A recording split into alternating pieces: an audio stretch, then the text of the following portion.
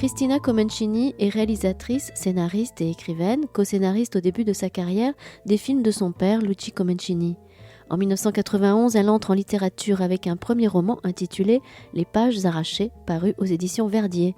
C'est avec L'autre femme, son 10e roman, paru en France chez Stock dans la collection Cosmopolite, que Cristina Comencini était à la librairie Ombre Blanche, vendredi 24 juin 2022, dans le cadre de la dernière édition du Marathon des mots. Elle était accompagnée de Raphaël Liebert, son éditrice, et de Manuel Carcassonne, directeur des éditions Stock. Bonne écoute à toutes et à tous.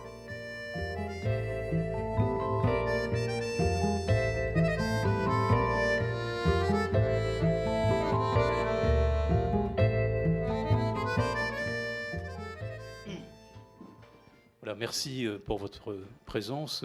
Juste un petit mot avant de présenter nos interlocuteurs et nos amis qui se déplacent pour présenter cette cosmopolite. Un petit mot sur le masque, voilà, qui a été recommandé par le marathon. Je le recommande aussi ici en Ombre Blanche, parce que c'est vrai que nous avons eu beaucoup de cas cette semaine. Alors faites très attention, parce que là, visiblement, c'est pas sympa. On a eu une dizaine de cas à la librairie. Et si on a demandé la remise de remettre le masque, je crois que vraiment c'est aussi pour vous protéger, vous. Voilà, dès que j'aurai fini cette petite présentation, je m'en vais le remettre. Alors justement, Joël Rénal, qui s'occupe à la librairie de toute la littérature en poche et qui devait animer ce débat, fait partie de la dizaine de libraires touchés, en tout cas touchés depuis la semaine dernière. Il reviendra très rapidement, j'espère, et malheureusement, donc, il ne peut pas être présent pour ce dialogue avec Cristina Comencini et Raphaël Liebert. Et Manuel Carcassonne, qui dirige cette belle maison, a accepté, avec les deux invités, d'être présent pour un dialogue, une présentation des romans de Cristina Comencini et évidemment de cette cosmopolite qui lui tient à cœur, puisque malgré tout, il en a un peu le destin en main, mais enfin pas depuis 100 ans, Manuel, hein, tout de même. Voilà, donc la maison Stock, c'est une des plus vieilles, si ce n'est peut-être aujourd'hui la plus vieille maison sur la place de Paris. C'est une maison qui a été créée au tout début du XVIIIe siècle, même peut-être en 1701. Et cette maison, elle appartient depuis, je crois, 1960 au groupe Hachette, lequel groupe est passé dans le groupe Lagardère au tout début des années 80, en 1981. Voilà, c'est une très très belle maison, comme l'est la maison Grasset qui appartient au même groupe, comme l'est la maison Fayard qui appartient au même groupe et qui malheureusement est en train de suivre une pente difficile, justement pour des raisons aujourd'hui de reprise. Le groupe Hachette, comme le groupe Lagardère, a été repris par le groupe Bolloré, et vous pourrez prendre en sortant un espèce de petit libelle que j'ai publié hier et qui est en ligne depuis peu de temps sur cette reprise, cette fusion qui crée un monopole. Je suis désolé, mes amis de Stock, d'ennuyer tout le monde avec ça, mais enfin c'est une réalité.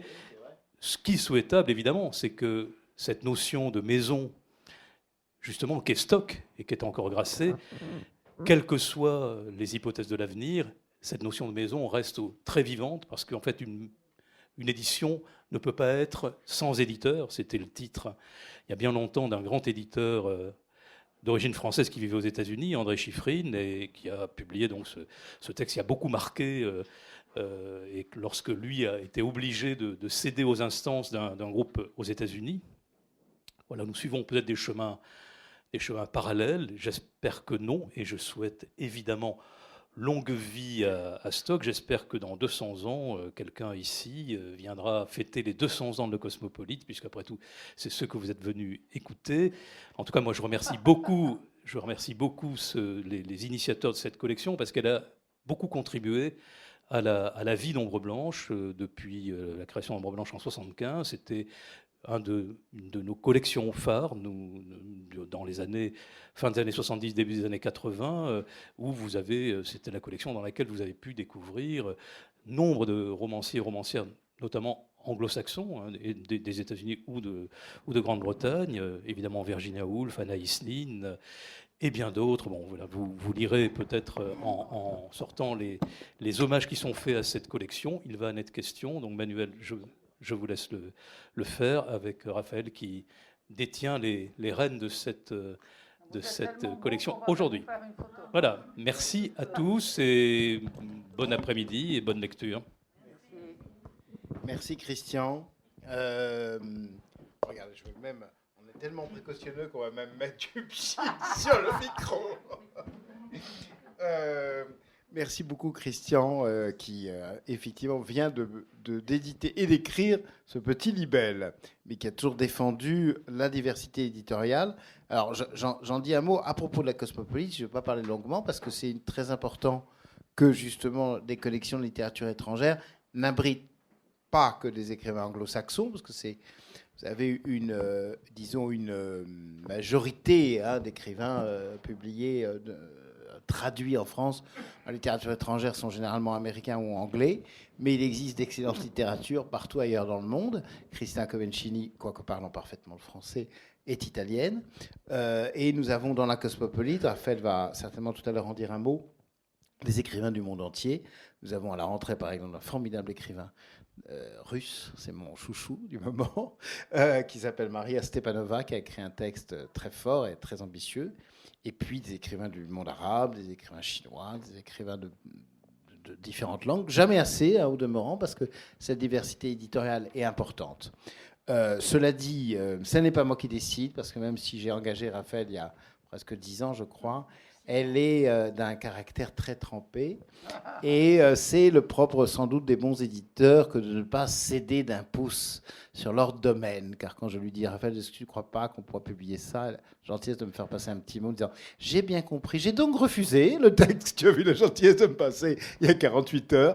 Donc voilà, les bons éditeurs sont généralement assez déterminés. Mais en revanche, cette diversité éditoriale, je crois quand même que nous l'avons, j'espère, en partage. C'est important, donc, cette collection, la Cosmopolite, voilà, elle porte vraiment son nom. Je pense que c'est un nom qui est assez clair. Il se trouve que pour des raisons aussi personnelles et professionnelles, quand j'ai commencé il y a longtemps, j'étais critique littéraire, et j'avais comme grande amie une dame qui s'appelait Marie-Pierre B, qui s'appelle toujours Marie-Pierre B. On la retrouvera tout à l'heure, puisqu'elle était la traductrice et la spécialiste de Singer. On parlera peut-être un peu tout à l'heure de Singer. Elle m'avait initié à cette très belle collection, et ma bibliothèque était pleine de ces livres de couleurs roses, rose saumon, rose parme. Les roses ont beaucoup bougé il y avait tout le journal de Virginia Woolf, il y avait George Amado, il y avait Singer bien sûr, etc. Donc on va d'abord parler de Cristina Comencini, sauf si Raphaël tu veux dire un mot tout de suite, mais alors Cristina Comencini, c'est grand plaisir de l'avoir avec nous à Toulouse, car figurez-vous, il n'y a pas d'avion direct Toulouse-Rome. Et en plus, elle n'a jamais attrapé le Covid. Donc, 2 raisons pour lesquelles elle est très courageuse. Elle a appris la flambée du Covid dans la librairie, et en plus, il a fallu se lever à l'aube. Mais Cristina est à la fois cinéaste et écrivain. C'est aussi quand même une particularité qui n'est pas partagée par tellement de gens. Et je dirais qu'il y a quand même quelque chose de commun, même si je n'ai pas vu au demeurant tous les films de Cristina, mais c'est aussi une dimension psychologique, quand même aussi des intrigues, une dimension très humaine, une dimension qui fouille les psychologies et les âmes des personnages. Raphaël, est-ce que tu veux qu'on parle d'abord du roman, je pense, de Cristina? Oui, donc Cristina Comencini a publié 10 romans en français. Hein.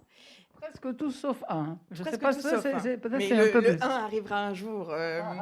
On a publié Être en vie chez Stock en 2018, 4 amours en 2020, qui vient de sortir en poche au livre de poche, et son roman le plus récent, c'est L'autre femme, qui est paru au mois de mars cette année. Et alors, pour commencer, peut-être Cristina, tu pourrais nous dire un mot sur le titre et nous expliquer qui est cette autre femme. Bonsoir. Alors, j'enlève ça, après je le remets. Non, ça va. Je garde ça, pas parce que je suis terrorisée par le Covid, mais parce que je dois aller en vacances. Et je ne veux pas tomber malade avant d'aller en vacances. Donc, oui, L'autre femme, c'est part d'une idée. Il y a toujours une idée après. Le livre se développe librement quand on écrit, mais c'était l'idée que chaque femme est hantée par une autre femme qui est mieux qu'elle, qui est plus jeune, ou qui est plus cultivée, ou qui est plus. Il y a toujours une angoisse sur ça. Évidemment, l'homme est au milieu de ça. C'est-à-dire que l'autre femme, c'est surtout aussi l'angoisse qu'un autre homme que l'homme avec qui une femme est, peut avoir une autre femme. Donc, le critère de l'autre femme, c'est quelque chose de très fort et très symbolique. Et j'avais envie de raconter une histoire et très classique, puisque la littérature en a fait un des thèmes favoris, le triangle amoureux et tout ça, Moi, je voulais le renverser complètement. C'est-à-dire, je suis partie de cette idée qui est une idée, à mon avis, un peu une provocation. Et si une femme essayait de rencontrer, d'entrer en contact avec l'autre femme, qu'est-ce qui va se passer? Et c'est ça qui arrive au début. Une femme qui a été mariée avec un homme beaucoup d'années, ils ont fait des enfants, et tout à coup, l'homme, comme c'est un classique, on peut le dire, s'est mis avec une femme plus jeune. C'est pas totalement original, mais c'est comme ça. Et la femme, sa femme, rentre en contact avec la plus jeune et ils s'écrivent. Sauf que la jeune ne sait pas. C'est sur Facebook, la jeune ne sait pas qui c'est. Donc commence une épistolaire avec les deux femmes. On ne sache, disons, la jeune ne sait pas avec qui elle est en train de parler. Et c'est une confrontation énorme autour de deux générations de femmes et d'un homme que la jeune croit un autre, mais qui est le même. Et de là commence à partir, parce qu'après elles se connaissent, évidemment la jeune ne veut plus elle comprend qu'elle a été trompée parce qu'elle ne lui a pas dit qui elle était. Et commence alors une espèce de voyage entre tous les personnages qui sont autour de ces deux femmes. Le mari, les enfants aussi, parce qu'il y a une histoire assez compliquée entre un des jeunes enfants de l'homme, l'homme lui-même, une autre amie qui est celle qui a un peu créé ce jeu. Et donc se déroule, le livre commence à se dérouler, chaque personnage prend la parole. Et donc chacun a ses raisons, chacun a sa vision de l'amour. Et donc l'idée centrale du roman, c'est peut-être ce qu'écrit la jeune, parce que tout est écrit avec le jeu de la très jeune, il y a 25 ans, quand l'histoire a lieu, et qui dit, on est en train de construire sur les débris d'une grande cathédrale, qui était la cathédrale de l'amour. Peut-être on devrait construire une petite église romane et y mettre dessus « travaux en cours ».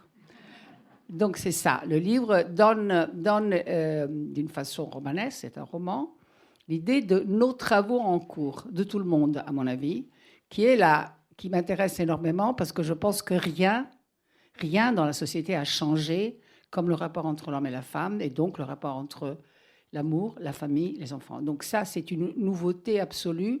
Donc ça m'intéresse de la raconter, d'en donner tous les renversements et les raisons, et laisser à celui et à celle qui lit sa sensation, ses émotions et sa vérité.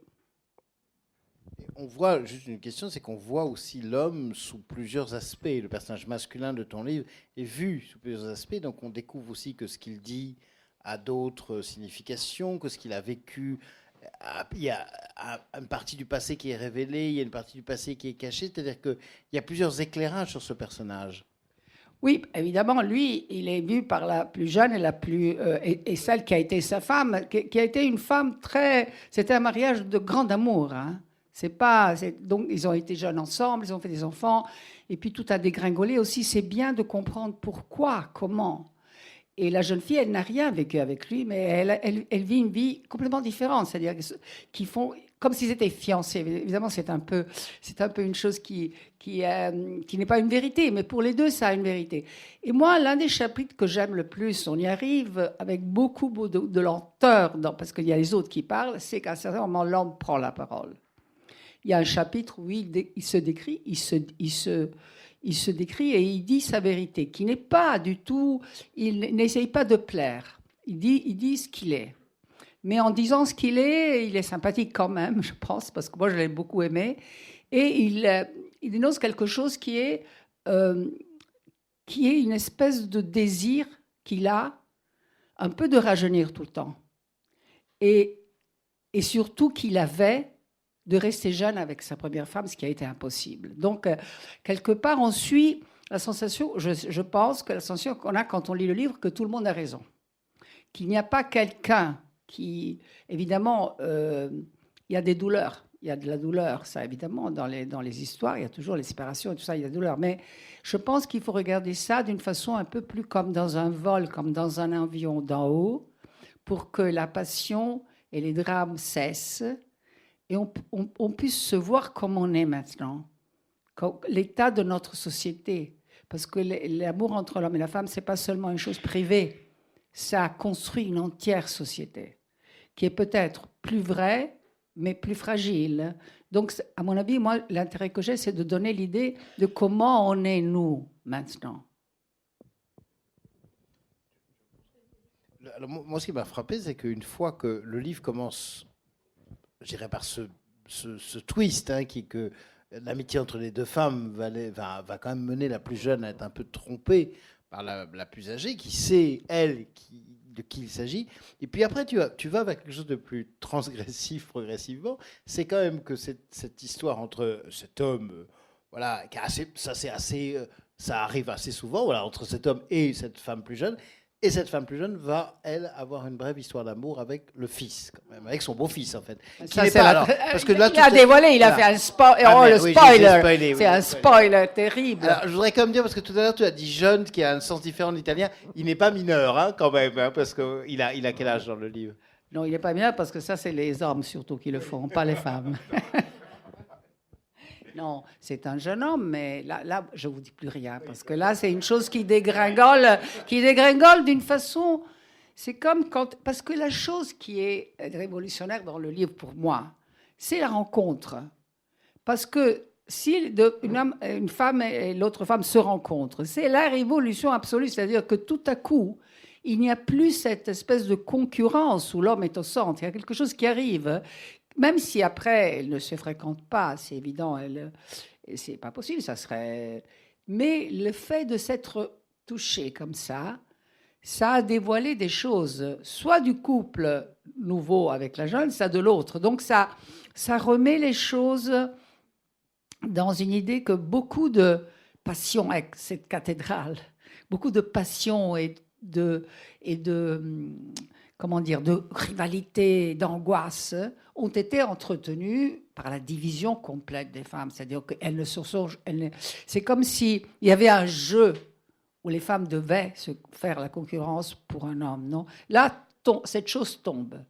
Et la femme plus âgée, elle lui demande pourquoi tu as fait ça. C'est une amie qui lui a dit de le faire. Elle dit parce que je voulais être libre. Je voulais me sentir libre. Et ne plus avoir des fantômes dans la tête de ce qui était en train de se passer dans un autre côté. Moi, j'ai ma vie et lui, il a sa vie. Donc, c'est une espèce de... C'est-à-dire que le sentiment du livre, pour moi, a été de liberté. C'est-à-dire, basta. On fait... les choses sont passées. Et, OK, on peut les voir d'une autre façon, voilà. Et dans tes livres, tu écris très souvent donc, sur les femmes et justement sur la liberté des femmes. Tes personnages féminins sont tous souvent très libres ou arrivent à se libérer d'une façon ou d'une autre. Et est-ce que tu pourrais nous dire quelques mots de ton prochain roman? Alors c'est en avant-première totale, parce qu'il n'est même pas sorti en Italie, mais qui va sortir et qui va être vraiment l'événement de la rentrée littéraire italienne fin septembre. Non, premièrement, je veux dire que moi, je suis une hétérosexuelle totale, c'est-à-dire que j'adore les hommes. Et donc, je pense que ce désir, mais c'est nouveau, les femmes sont nouvelles. Donc, elles aiment et elles désirent les hommes d'une façon différente d'avant. Donc, c'est ça que je veux raconter. Ce qui m'intéresse, c'est de raconter la liberté des femmes par rapport à un monde qui leur appartient maintenant, où elles sont dedans, à côté des hommes. Je ne pourrais pas imaginer, j'ai seulement fait un truc théâtral qui a bien marché, où il y avait des femmes seulement en scène, mais c'était marrant, c'était une comédie. Mais je ne pourrais pas imaginer sans cette tension que je sens, une chose pour moi très séductive, du rapport entre ces deux sexes différents et paritaires, on espère, finalement, mais qui sont différents, qui restent différents. Donc cette espèce de Voilà, alors mon prochain roman, c'est un peu le roman un peu de ma vie, si on veut, parce que j'ai pris beaucoup de temps à l'écrire. Et en italien, il va s'appeler Flashback, mais Raphaël peut-être va changer le titre. Et c'est un roman composé de... C'est un roman qui renverse l'autobiographie. C'est-à-dire, il y a ma vie dedans. Il y a ma vie dedans et ce que j'ai passé, le rapport avec mon père, le cinéma, mais aussi, ça, c'est, disons, ça, c'est suscité par 4 histoires qui ont lieu dans les moments révolutionnaires de l'histoire. La Commune de Paris, la Révolution russe, la résistance dans l'Est de l'Italie, qui était tragique pour le rapport avec la Yougoslavie, donc il y a eu des trucs, et la Swinging London, les années 60, où tout semblait complètement fantastique à Londres, où on faisait l'amour et le sexe était libre. Donc ces 4 moments révolutionnaires sont traversés par des héroïnes qui sont des femmes communes. Et donc c'est pour ça qu'elles sont des héroïnes. Moi, je renverse aussi l'histoire, c'est-à-dire que je fais une autre histoire. Dans la grande histoire, ces femmes qui la traversent font apparemment des choses qui ne sont pas racontées, mais qui sont gigantesques par rapport au moment qu'elles vivent. Et moi-même, je suis dedans. C'est-à-dire que je raconte un peu comment se fait le roman. Comment c'est... Parce que la chose qui est incroyable, maintenant, vous allez penser que je suis folle, un peu je le suis, mais pas tout à fait. Dans ma vie, j'ai eu des moments difficiles, comme tout le monde. Et dans cette période, j'ai eu 4 choses qui s'appellent perte de mémoire totale. Et puis, c'est revenu. Je me rappelle bien, je suis bien maintenant. Mais ça a duré 1 minute, comme ça. Et j'ai perdu moi-même. Après ça, j'ai eu la sensation d'être... Les écrivains l'ont toujours, mais là, c'était encore plus fort. Comme si j'avais la sensation que des femmes, derrière moi, parlaient. Et donc, c'était une généalogie que j'essayais de reconstruire, une généalogie qui renverse l'histoire. Parce que si j'ai une généalogie qui n'a jamais été racontée. Alors, dans la commune, il y a une cocotte qui est... Et puis, il y a une amie photographe qui participent. Vous connaissez un peu l'histoire, il y avait les femmes dedans. Et puis, dans la Révolution russe, il y a une mère. Et donc, il y a des personnages historiques qui traversent. Il y a Eisenstein dans la Révolution russe. Donc, c'est une chose qui, évidemment, m'a coûté énorme recherche pour chaque période, parce que je devais non pas seulement savoir les faits, mais aussi savoir la vie des gens petits, puisque je devais raconter la vie de ces femmes très petites, qui deviennent, j'espère, gigantesques. Voilà. Comment tu passes d'une femme à une autre ou d'une histoire à une autre? C'est une continuité ou C'est une continuité, c'est des chapitres c'est moi qui raconte moi-même. Voilà. Il y a des choses qui sont de ma vie. Et donc ça lie. Les femmes sont liées par moi. Et donc c'est pour ça que dans la couverture de l'Atrium que Feltrinelli a fait, ça renverse le canon, comme on dit, le paradigme de l'autobiographie. C'est-à-dire que c'est pas moi, mais c'est les personnages que j'invente qui me ramènent à moi. C'est le contraire. Et ça s'arrête à une bande, enfin, ça s'arrête avec un personnage récent ou tu... Oui, très récent. Ça s'arrête dans le monde des Rolling Stones, disons, du rock. Mais elles sont liées. Ces femmes, c'est incroyable. Parce que moi-même, c'est mon imagination. Par exemple, quand je fais le chapitre de cette femme pendant la Résistance, c'est la seule qui est vraie, parce que c'est une histoire vraie où, entre parenthèses, est mort le jeune frère de Pasolini. Et je me rappelle quand je suis allée voir mon père qui tournait un film sur la Résistance avec Alberto Sordi. Donc, tout se mixe, comme si c'était vraiment, ça court parallèle comme ça. Et dedans, il y a aussi cette conscience que j'ai un peu acquise comme écrivaine, comme femme, que vraiment, il faut un peu regarder dans quelque chose qui n'est pas connu. C'est-à-dire, maintenant, on est en train de vivre une guerre.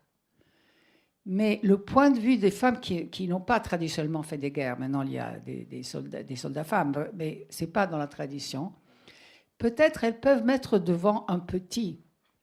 L'idée, par exemple, pendant la Révolution russe, Sophie a un enfant, elle attend un enfant. Pendant qu'il y a la Révolution, elle attend un enfant. Comment elle y est?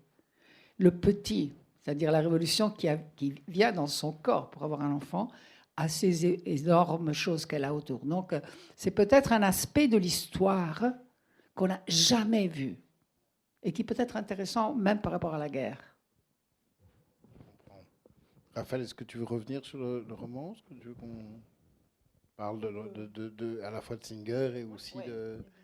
Écoutez, en tout cas, d'abord, il faut lire le livre de Christina Comencini parce que c'est des très beaux livres qui sont aussi, je trouve, et c'est dans ma bouche, pas du tout un reproche, hein, mais il y a une sorte de simplicité de l'évidence.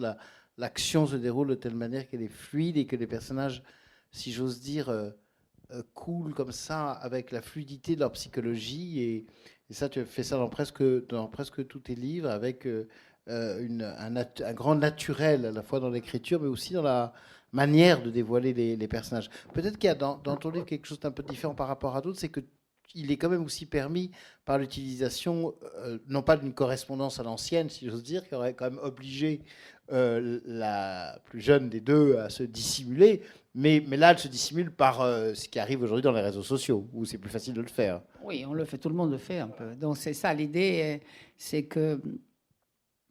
Mais en même temps, là, c'est un mensonge littéraire. C'est comme dans la liaison dangereuse. C'est-à-dire, on ment pour raconter. Sinon, on ne peut rien raconter. Il y a quelque chose qui lie aussi à la relation épistolaire classique. C'est la même. Oui, moi j'aime beaucoup ça. Dans mon livre, Le Nouveau aussi, il y a des moments où pour passer de l'objectivité d'un récit, une femme prend le crayon et commence à écrire un journal. Et donc ça avance. Et tout à coup, j'aime beaucoup le déplacement des points de vue. Beaucoup. C'est-à-dire qu'on passe de qui raconte au point de vue des autres. Et donc, on compose comme une espèce de mosaïque d'humanité. Et ça correspond beaucoup à la fragmentation de notre vie et de notre société. C'est-à-dire qu'il y a comme des points comme ça, mais il n'y a plus une unité totale. Non? Oui, absolument. C'est un différent point de vue. Alors, à propos de fluidité, de naturel du roman, donc on a publié un petit livre de commémoration qui s'appelle La Cosmopolite 100 ans de littérature étrangère. Alors, c'est un petit livre qui est gratuit. L'éditeur n'est pas habitué à faire des gratuits, mais on a fait ça pour vous. Et je crois qu'il se trouve là-bas à côté de la caisse. Ce petit livre rassemble des auteurs contemporains de la collection. Il y a Nicolas Butler, Paolo Cognetti, Christina Comencini, Claire Fuller, Cathy Kitamura. Alors là, j'ai plus de mal à le prononcer, mais je vais essayer. Joren Olislarus, pas mal. J'ai appris à parler le néerlandais grâce à Raphaël. Virginia Reeves, Arsi Sotiropoulos, qui est grec, Jacqueline Woodson, qui est américaine, et Samara Yazbek, qui est syrienne. Et dans ce petit texte, chacun a choisi un auteur classique, mais publié dans la Cosmopolite. Et Christina a choisi un écrivain pour lequel j'ai personnellement la plus grande admiration, qui est Isaac Bashevis Singer, dont beaucoup de livres ont été publiés dans cette collection. Je me permets de lire juste le début de ton livre, parce que je trouve ça très vrai ce que tu dis, de Singer et de l'extraordinaire romancier qu'il est. Isaac Bashevis Singer est un écrivain qui ne meurt pas, non seulement parce que son œuvre perdure dans le temps, mais parce que par une sorte de diablerie, il reste en vie et continue à écrire par-delà sa mort physique survenue il y a de cela 30 ans. Je vais vous raconter comment. Il me semble déjà adopter le ton de ses livres. Dans ses romans puissants, il commence vite, il n'a pas de temps à perdre et va droit au but, comme dans les contes. 5 ans après la mort de sa deuxième épouse, Reb Meshulam Moscat se maria pour la 3e fois. Ou bien, le jour se leva avec le chant d'un seul oiseau. Ou encore, Daniel Kaminer tomba soudain malade. Il nous dit... Asseyez-vous, je vais vous raconter. Et ça, c'est vrai que tu dis très bien que Singer, contrairement malheureusement à beaucoup d'écrivains contemporains, va vite. C'est une sorte d'Hitchcock de la prose. On sent le feuilletoniste, on sent l'homme qui est aussi pressé de finir un livre pour en commencer un autre, et on sent chez lui le surgissement de toutes ces histoires, comme si c'était vraiment une mine et une mine et une mine d'histoires. Oui, moi j'ai découvert... Singer un peu tard et j'ai été droguée par Singer. Je n'ai pas pu le lâcher. J'achetais tout, je devais lire tout. il y a cette sensation de liberté de l'imagination. C'est comme un prestigiateur qui pêche des personnages comme ça. Et je sentais qu'il y avait cette espèce de hâte de manifester la vie des gens. Beaucoup de gens, avec toutes leurs contradictions, parce que les personnages de Singer ne sont jamais bons, ils sont même très méchants des fois. Les hommes sont tous des séducteurs, ils ont beaucoup de femmes, les femmes elles trahissent, et puis elles s'en vont, puis reviennent. Et puis c'est un énorme mouvement. Et puis j'ai compris un peu, encore plus en devant l'écrire, parce qu'on raisonne. J'ai compris la raison de ça. Celle qu'il devait remettre en vie une civilisation, une société qui avait été anéantie. Donc il avait sa vie pour la manifester et la faire revivre dans ses romans. Donc il allait vite, il devait aller vite, parce qu'il devait raconter du marchand qui était à l'angle, de l'enfant qu'il avait vu. Tous étaient morts. Dans ces rues, il n'y avait plus personne. Il savait ça. Il était en Amérique, il avait suivi son frère, qui est un très grand écrivain aussi. Et cette espèce de furie de dire, on était comme ça, et on était vivant, et on était plein de choses à dire, de raconter. Et cette espèce d'euphorie de récit, c'était parce que c'était une société qui avait disparu. C'était des gens qui n'étaient plus là.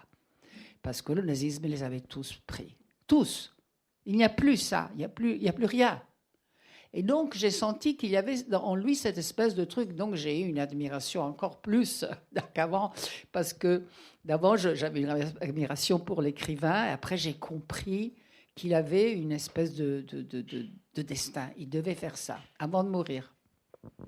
Oui, alors ce que tu dis est juste, il faut dire peut-être pour nos amis lecteurs et lectrices ici présents que Singer, il est né en 1904, en Pologne, à Varsovie, et qu'il est l'héritier d'une civilisation, de cette civilisation juive d'Europe centrale, civilisation qui parle en yiddish, qui généralement d'ailleurs lit l'hébreu, parle le yiddish et bien sûr le polonais, et qui va être complètement éradiquée par la Seconde Guerre mondiale. Or, il ne restera effectivement presque rien, et il ne restera que ceux qui ont eu l'intelligence de partir avant la guerre, ce qui était le cas de Singer. Et Singer, il va jusqu'au bout, en fait, écrire, pas seulement pour témoigner, mais finalement pour reconstituer effectivement ce monde perdu. Pour les remettre en vie, moi je dis ça. Même après, il est allé en Amérique, son père était un rabbin, donc il a vécu la contradiction entre un monde très religieux, et puis lui qui était il suivait Spinoza, donc il avait toute une vision complètement laïque, même assez anti-religieuse quelque part. Donc il avait cette contradiction en lui tout le temps, et il est allé en Amérique avec son frère. Son frère est un très grand écrivain aussi, et sa sœur aussi. Mais sa sœur, elle a été opprimée par les deux frères. Donc, elle a écrit un roman après beaucoup d'années qui est bien. Je pense qu'on en a fait même un film en Amérique. Mais c'est un homme puissant. Moi, je trouve que c'est un homme qui est puissant. Et il a écrit jusqu'au bout, même le dernier, que je pense que c'est pas le dernier, parce que la seule chose c'est pour ça qu'il est immortel, c'est qu'il y a beaucoup de livres qui, d'un côté, sont découverts, et de l'autre, sont republiés et retraduits. Donc, je reçois tout le temps, parce que c'est la sœur de mon agent qui s'en occupe pour l'Italie, je reçois tout le temps des livres comme s'il en continue à écrire. Donc pour moi, lui, il ne meurt pas. Parce que quand j'ai fini de lire ces livres, tout à coup, je me suis dit, mais comment je fais? Qu'est-ce que je vais lire maintenant, non? Et tout à coup, j'ai compris qu'il continue. J'en ai reçu un il y a 2-3 mois. Donc c'est une énorme puissance de vie et d'écriture. Ça doit être un homme terrible. C'était quelqu'un qui avait 3-4 femmes. Non, il a beaucoup raconté. Il a raconté ça. Moi, j'ai une question pour Raphaël, qui dirige aujourd'hui la Cosmopolite, d'une main de fer. Est-ce qu'il faut traduire Singer du yiddish ou de l'anglais? Alors, c'est une question qui est très controversée. Donc, il faut savoir que tous les livres de Singer qui ont été publiés dans la Cosmopolite ont été traduits de l'anglais. Et il part donc Marie-Pierre B, qui était la directrice de la Cosmopolite et une grande traductrice. Et si tous les livres de Singer ont été traduits de l'anglais, c'est parce que Singer lui-même, la première fois où il a rencontré Marie-Pierre B, donc qui était l'épouse d'André B, qui a été vraiment un directeur de Stock, qui a été chez Stock pendant plus de 40 ans, des années 40 au début des années 80, et qui a vraiment redonné toutes ses lettres de noblesse à la Cosmopolite en fondant en 1942 le nouveau cabinet Cosmopolite et en donnant à la collection, alors on ne sait pas pourquoi, ça c'est un peu le mystère, mais cette couverture rose, un vieux rose anglais, disait-il. Et donc la première fois où André B et Marie-Pierre B déjeunent avec Singer, Singer voit Marie-Pierre, apprend qu'elle traduit et lui dit « Maintenant, c'est vous qui traduirez tous mes livres en français. » à partir de l'anglais, et parce que je sais que vous êtes marié avec mon éditeur, et il surveillera que ça sera bien fait. Et la raison pour laquelle il voulait faire ça, c'est donc Manuel l'a dit, c'est que Singer était un feuilletoniste. Il écrivait pour le Forward, ou Forvet, le quotidien yiddish new-yorkais, où il écrivait tout le temps. Alors, Singer était quelqu'un qui écrivait beaucoup et qui était toujours en train de chercher de l'argent, toujours en train de courir après l'argent. Donc, il écrivait pour gagner de l'argent. Ça, c'est le fait d'avoir plusieurs femmes. Et s'il avait besoin de... Il avait beaucoup de vie, de disons. payer pour tout le monde. Et donc... Après, une fois qu'il avait publié l'équivalent d'un livre entier en feuilleton, il allait voir son éditeur. Il était publié par la grande maison d'édition américaine, il s'appelle FSG, Farrar, Straus and Giroux, et il avait un éditeur extraordinaire, Roger Strauss, qui est mort il y a peut-être une quinzaine d'années maintenant, qui travaillait avec lui et qui éditait les textes de Singer, avec Singer qui évidemment lisait couramment l'anglais, et tous les deux travaillaient ensemble, mettaient bout à bout tous les épisodes du feuilleton, éditaient, coupaient, réécrivaient en anglais, et faisaient vraiment un gros travail d'édition. Donc pour Singer, ce qu'il considérait comme la version optimale, la version finie de ses romans, elle n'existait qu'en anglais. D'où la traduction de ces textes à partir de l'anglais, et d'ailleurs on voit donc là dans les manuscrits qu'on récupère, donc on reçoit, ça c'est vrai, moi j'ai l'impression tous les 6 mois de recevoir un texte de Singer, un roman, là, des essais, un travelogue, et souvent donc on a le manuscrit original en anglais qui est une espèce de mauvais scan des pages avant que ça soit ressaisi, et on a sur les manuscrits les corrections manuelles de la main de Singer qui corrige, qui barre, qui coupe, qui raye, et donc c'est vraiment mais je sais que ça reste très polémique, qu'on reçoit chaque fois qu'on publie un inédit de Singer, on reçoit des lettres principalement de traducteurs du yiddish, s'offusquant il est traduit de l'anglais presque partout, en fait. Dans quasiment toutes les... cela dit, il n'est plus tellement aujourd'hui. Ouais. Il est finalement, assez étonnamment, les inédits qu'on a publiés ces dernières années, dont Retour rue Croque-Malnal en février ou Le Charlatan 2 ans plus tôt, n'ont été publiés qu'en Italie, sinon, juste avant nous, chez formidable éditeur italien Adelphi, une des plus belles maisons d'édition italiennes, qui les publie. Mais ces livres-là ne sont pas publiés aux États-Unis, ces inédits. Et je ne sais pas si c'est pour des raisons Ils ne sont pas forcément très politiquement corrects, les livres de Singer qu'on a publiés, parce que c'est vrai que c'est des livres qui ne mettent pas forcément en avant, ils ne montrent pas, et ça tu le dis toi très bien, Christina, ils ne montrent pas la nature humaine sous ses meilleurs jours, et surtout comme il montre le judaïsme quotidien de Varsovie à l'époque, il le montre tel que la nature humaine est, c'est-à-dire évidemment ambiguë et complexe. Parce qu'on a toujours la sensation qu'il faut exalter les morts. Or, les morts, il faut seulement les faire rester vivants. On ne doit pas les exalter. Ils sont vivants, ils sont humains, donc ils sont contradictoires. Donc c'est un génie pour ça. Parce qu'il ne chante pas les morts. Il dit, regardez comme ils étaient vivants, donc ils étaient pleins de problèmes, contradictions, et côté positif et côté négatif. La littérature est comme ça, il n'y a pas de bon et mauvais, il y a les histoires. Il y a chez lui des personnages formidables qui reviennent, par exemple des personnages de déportés qui ne meurent pas, qui reviennent, alors tout le monde pense qu'ils sont morts, etc. Et là où un écrivain, évidemment, aujourd'hui, moraliste, en ferait, évidemment, un vertueux, mais le personnage qui revient est en fait un atroce escroc et vient escroquer la femme qu'il avait épousée. Ça qui m'avait frappé énormément, c'est qu'il n'y avait pas le chant des morts, il y avait la vie des morts. Moi, sur la traduction, j'ai un souvenir personnel qui m'est revenu là en vous écoutant, c'est que quand j'étais donc ami avec Marie-Pierre B, un jour, je l'avais vue en Israël, j'étais pour un voyage professionnel, et elle me dit, il faut que je vous montre quelqu'un de très important pour moi. Et elle m'avait montré un tout petit monsieur qui en fait l'aidait dans le yiddish. C'est-à-dire, elle traduisait quand même il y avait quand même des mots yiddish et aussi des mots hébreux et des tournures, etc. Or, elle ne parlait évidemment ni le yiddish ni le hébreu. Donc, il fallait quand même... Elle est angliciste, en fait, Marie-Pierre. Mais bien sûr, elle se réfère. Elle a tout un collège de personnes et de yiddishistes qui l'aident quand il y a des questions, par exemple. Parce que le problème qu'on a aujourd'hui, c'est que les manuscrits qui nous arrivent ne sont pas des manuscrits qui ont été... Donc, ils ont été corrigés souvent par Singer, mais ils n'ont pas été édités complètement, puisque Roger Strauss, malheureusement, n'est plus là pour faire ce travail. Donc parfois, il y a des questions, parfois, il y a et elle va se référer dans ces cas-là, elle demande le texte en yiddish, on récupère alors, des microfilms, des feuilletons parus dans le... Et souvent, elle va chercher quelques mots, et elle trouve quelqu'un, d'ailleurs, on a quelqu'un dans notre bureau qui parle le yiddish, un jeune homme assez incroyable, qui plusieurs fois, elle lui a demandé de vérifier est-ce que c'est bien le sens pour s'assurer que c'était exactement ça que Singer voulait dire. Donc c'est quand même un grand travail de précision. Chez Stock, on a été jusqu'à embaucher un yiddishisant. Moi, j'ai trouvé une chose que Singer dit qui est exactement, si vous voulez, je peux la lire. Plus je vis parmi eux, plus j'écris sur eux, plus je suis étonné par la richesse de leur personnalité et étant l'un d'entre eux, par mes propres caprices et mes passions. Si d'un côté j'espère et je prie pour la rédemption et la résurrection, j'oserais dire de l'autre que, à mes yeux, toutes ces personnes sont encore en vie aujourd'hui. En littérature, comme dans nos rêves, la mort n'existe pas. Oui, c'est vraiment ça. Et dans son discours du Nobel, je vous conseille de lire, parce qu'il y a un très beau discours. Il a eu le prix Nobel de littérature, Singer.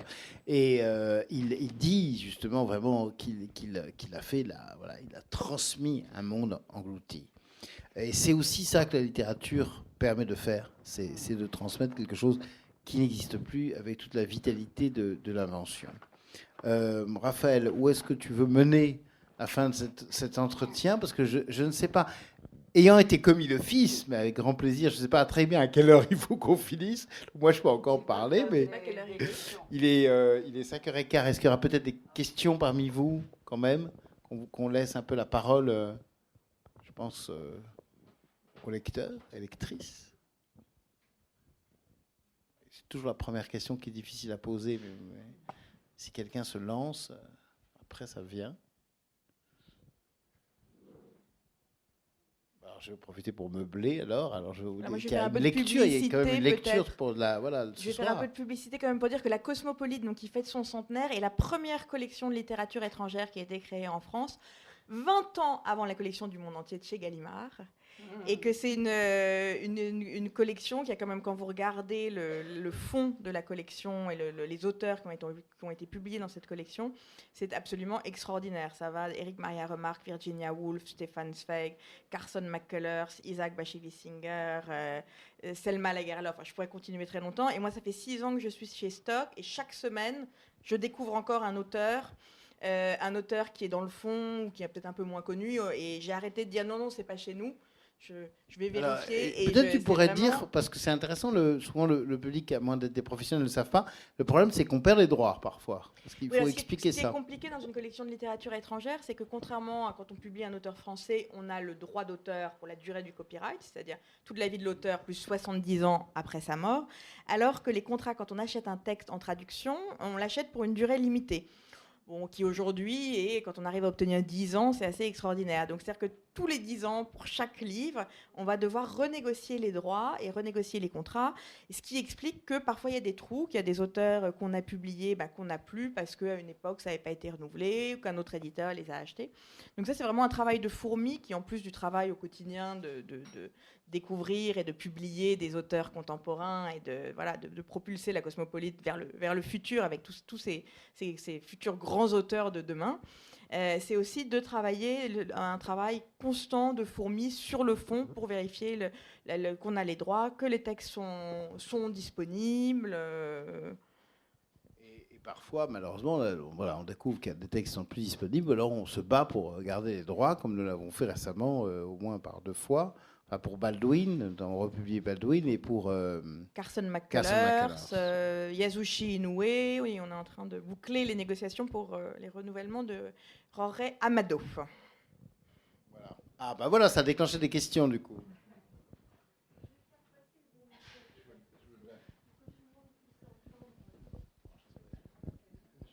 Et je vous dis juste avant les questions que si vous avez sûrement envie d'entendre maintenant encore plus les textes, il y a une lecture ce soir à 21h à la chapelle des Carmélites. Judith Henry lira donc L'autre femme de Cristina Comencini.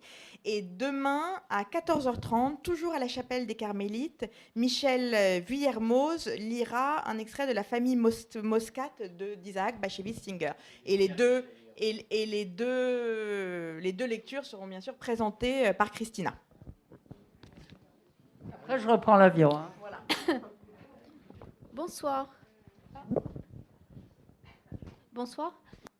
Je ne connais ni votre œuvre littéraire ni votre œuvre cinématographique. C'est mal. Dommage, mais ça, je vais rattraper le temps perdu. Je voulais savoir si vous exprimez dans les 2 œuvres les mêmes choses, les mêmes thèmes.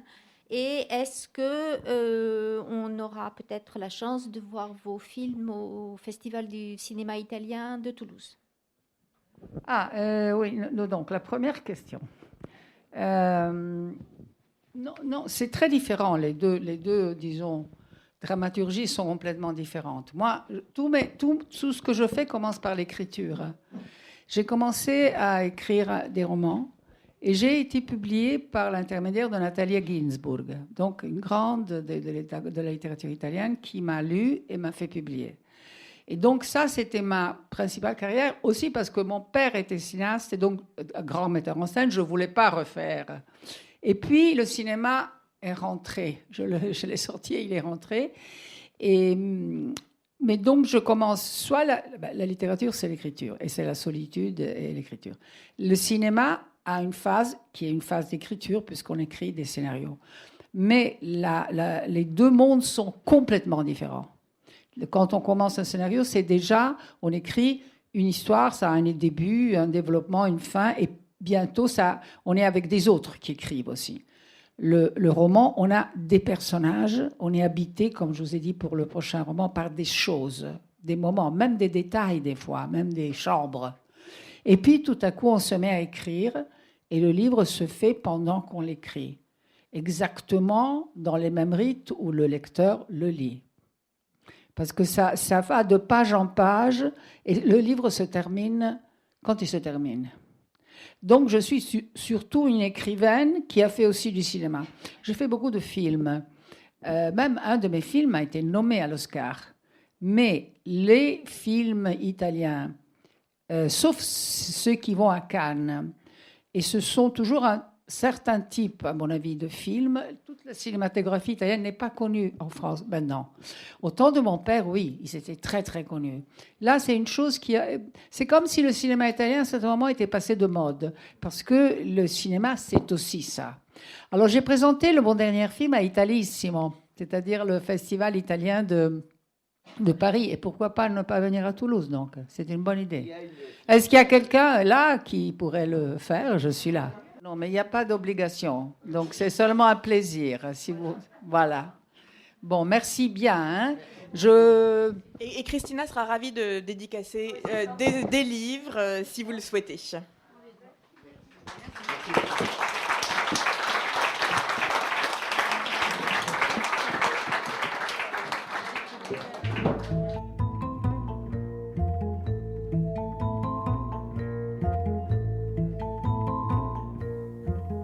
Il s'agissait d'une rencontre avec Cristina Comencini et son éditrice Raphaël Liebert autour de son dernier roman L'autre femme, paru chez Stock, collection La Cosmopolite, enregistré le 24 juin 2022 à l'occasion de la 18e édition du festival Le Marathon des mots.